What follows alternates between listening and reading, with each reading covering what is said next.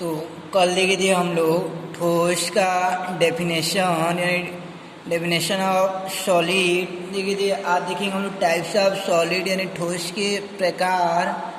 तो ठोस दो प्रकार का रहता है, जिनमें से पहला होता है आपका क्रिस्टलीय ठोस यानी क्रिस्टलाइन सॉलिड, क्रिस्टलीय ठोस। और दूसरा होता है आपका अक्रिस्टलीय ठोस यानी दो प्रकार का रहता है, क्रिस्टलीय ठोस और अक्रिस्टलीय ठोस।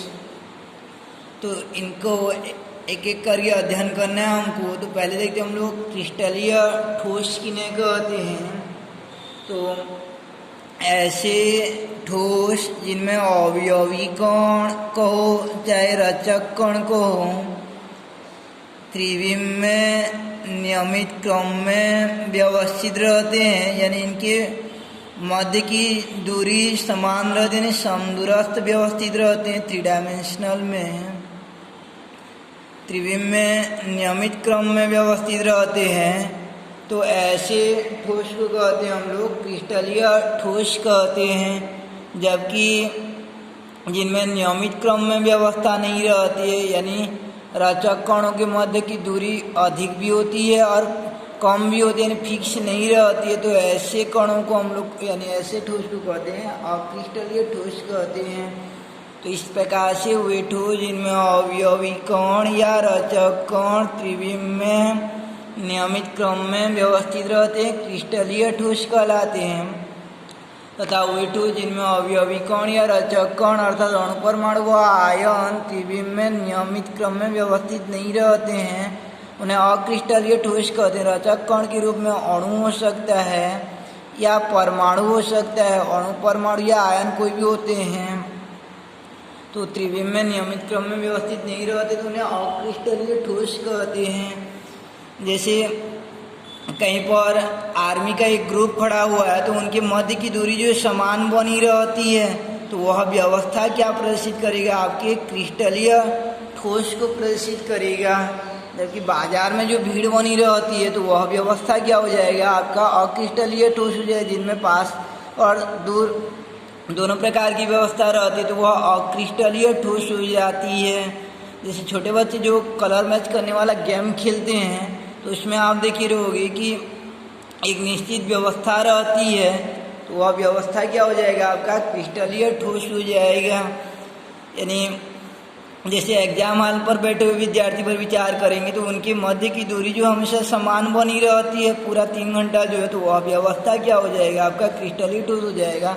और सामान्य क्लास में बैठे हुए विद्यार्थी अक्रिस्टलीय ठोस हो जाएगा। या जैसे हम लोग ईंट लाते हैं और ईंट को एक एक करके रखते जाते हैं व्यवस्थित करके, तो वह एक व्यवस्था होगा। दूसरा ऐसे गिरा देते हैं हाइड्रोलिक की सहायता से, तो वह एक व्यवस्था होगा। तो एक एक करके रखना वाला व्यवस्था क्या हो जाएगा, आपका क्रिस्टलीय ठोस के अंतर्गत आ जाएगा। और ऐसे गिरा देना क्या हो जाएगा, और क्रिस्टलीय ठोस हो जाता है। तो क्रिस्टलीय ठोस का एग्जाम्पल रहता है कि जितने भी आयनिक ठोस होते हैं, जैसे NaCl हो गया, आपका KCl हो गया, CHCl हो गया और MgCl2 यानी CaCl2, ये सब जो हैं क्रिस्टलीय ठोस के अंतर्गत आते हैं। जबकि जिनका कोई निश्चित सूत्र नहीं रहता है, जैसे कांच हो जाता है आपका, यानी कांच हो जाता है और बहुलक हो जाते हैं, जैसे प्लास्टिक, रबर, ये अक्रिस्टलीय ठोस के अंतर्गत आते हैं। यानी कांच अक्रिस्टलीय ठोस में आता है, इसको विशेष ध्यान रखिएगा। अब देखते हैं आगे कि क्रिस्टलीय ठोसों की क्या विशेषताएं रहती है, यानी कैरेक्टरिस्टिक्स ऑफ क्रिस्टलाइन सॉलिड, यानी क्रिस्टलीय ठोसों की विशेषताएं। तो पहला रहता है कि क्रिस्टलीय ठोसों में अवयवी कण त्रिविम में नियमित क्रम में व्यवस्थित रहते हैं, अतएव इनसे बनने वाला जो जियोमेट्री रहता है एक निश्चित रहता है। यानी क्रिस्टलीय ठोसों की एक निश्चित ज्यामिति होती है, यानी एक निश्चित ज्यामिति होती है, फिक्स इनका जियोमेट्री बनता है। जबकि अक्रिस्टलीय ठोसों का कोई निश्चित आकार यानी निश्चित ज्यामिति नहीं बनता है। तो अक्रिस्टलीय ठोस की विशेषता होती है कि निश्चित ज्यामिति नहीं होती है। दूसरा विशेषता देखते हैं कि क्रिस्टलीय ठोसों का गलनांक यानी मेल्टिंग पॉइंट तीक्ष्ण होता है, यानी गलनांक जो है तीक्ष्ण होता है, जबकि अक्रिस्टलीय ठोसों का गलनांक तीक्ष्ण नहीं होता है। तो रही बात ये तीक्ष्ण मीन्स क्या होता है, उससे एक बार स्पष्ट हो जाते हैं। तो जैसे NaCl का मेल्टिंग पॉइंट 802 सेंटीग्रेड रहता है, तो NaCl को गर्म कर नमक को गर्म करते जाएंगे तो 818 सेंटीग्रेड ताप पर नहीं पिघलेगा, ये 819 पर नहीं पिघलेगा, 819.9 पर नहीं पिघलेगा, करेक्ट 820 सेंटीग्रेड ताप होने पर ही पिघलता है। यानी इसको गर्म करते जाते हैं तो ताप के एक निश्चित बिंदु पर ही पिघलता है।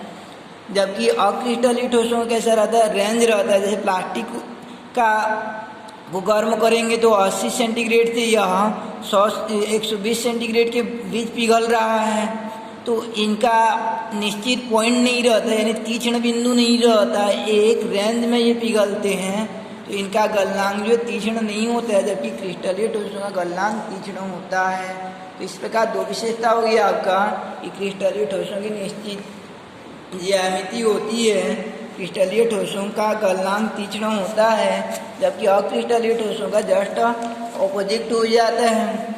उसके बाद तीसरा विशेषता देखते हैं हम लोग क्रिस्टलीय और अक्रिस्टलीय ठोसों का, कि याद रखे रहना क्रिस्टलीय ठोसों में एक विसंदेशिकता गुण पाया जाता है, यानी क्रिस्टलीय ठोसों में विसंदेशिकता गुण पाया जाता है, और अक्रिस्टलीय ठोसों में समदेशिकता गुण पाया जाता है। हम लोग ऐसा सोचते हैं कि क्रिस्टल वाले में समदेशिकता होगा और अक्रिस्टल में भी समदेशिकता होगा बोल के, लेकिन जस्ट हमारी मानसिकता के विपरीत रहता है कि ध्यान रखिएगा अच्छे से, क्रिस्टलीय ठोसों में विसंदेशिकता गुण पाया जाता है।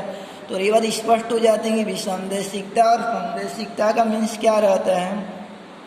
जैसे आगे आयनिक क्रिस्टल पढ़ेंगे हम लोग, तो आयनिक क्रिस्टल का निर्माण जो है धनायन व ऋणायन से मिलकर बना रहता है, धनायन व ऋणायन से मिलकर बना रहता है। जैसे ये नीला वाला पॉइंट को मैं ऋणायन मान रहा हूँ और ये लाल वाला पॉइंट को धनायन मान रहा हूँ।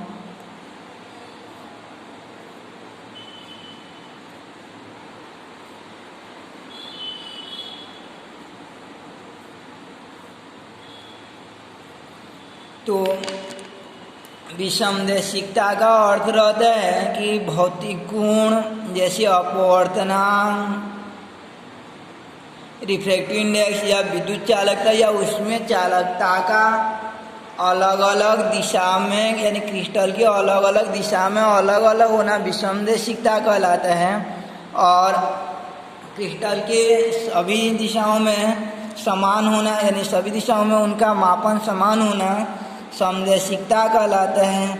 जैसे हम लोग विचार करते हैं कि अक्रिस्टलीय ठोसों में इनकी निश्चित ज्यामिति नहीं रहता है, यानी डिस्टेंस जो है कभी पास रहता है तो कभी दूर रहता है, यानी फिक्स नहीं रहता है,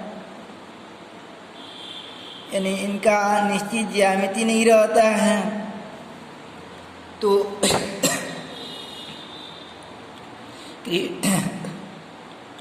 क्रिस्टलीय ठोसों में देखते हैं, तो क्रिस्टलीय ठोसों में इस दिशा में अगर मेजर करेंगे हम लोग तो प्लस माइनस मिलेगा।